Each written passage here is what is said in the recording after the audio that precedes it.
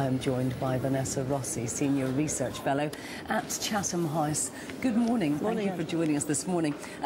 It is extraordinary. I don't think many of us predicted that the outcome would be this formal coalition, which says that it's going to last for 4 or 5 years in a new fixed term. So many new things in British politics right now. Where do we stand?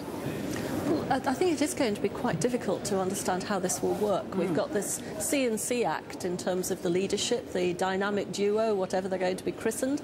This is going to have to work not only in Parliament and with our domestic policies, but also it will have to work abroad. We have to remember the relations with Europe, relations with US, the rest of the world as well. And this is particularly important for the UK and the UK economy, because if we look at the chances of reviving our growth in the UK, much of this is going to depend on our relations with people abroad.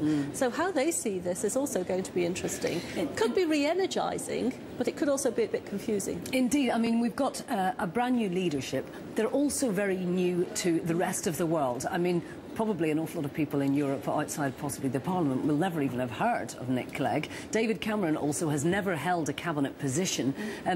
They look very fresh-faced and young. They are, aren't they? Absolutely, but they're going to have to get to grips with a lot of problems, particularly on the economy. I think this is going to be one of the critical factors for holding this coalition together.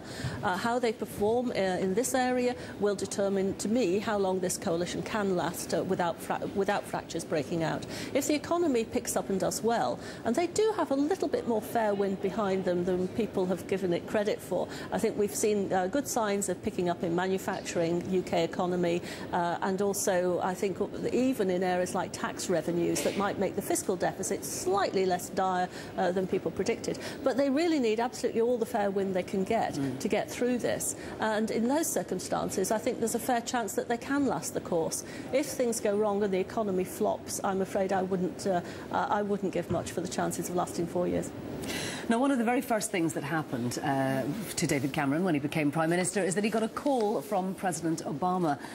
What of that relationship, the special relationship that we talk about between Britain and America, has been under pressure recently? The view that Barack Obama possibly not as interested in looking to Britain and Europe and more interested in looking elsewhere.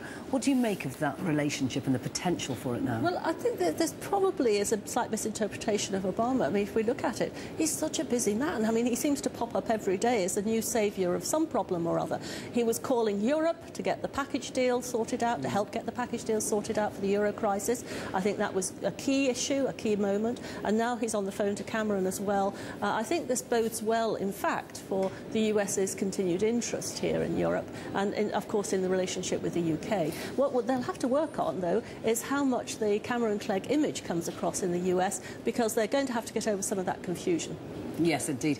Now, what about Europe as well? Because that is a key area of difference in terms of policy for the Liberal Democrats and the Conservatives. Do you think that we're going to see the Conservative position moving away from that slightly strange alliance? Perhaps this euro crisis has made it a little bit easier for them. I would strongly suspect the Lib Dems are holding back a bit more than they did about the whole idea of euro membership at the moment, and that would be extremely wise as well. You could easily say that this is not the top priority in the current circumstances. Let's park that and think about it later.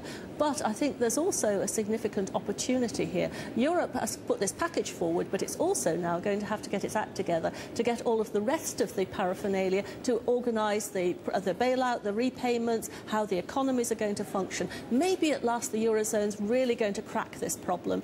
And in this case, it's probably a good idea that the UK takes a bit more notice of this and possibly plays a bit more of a part.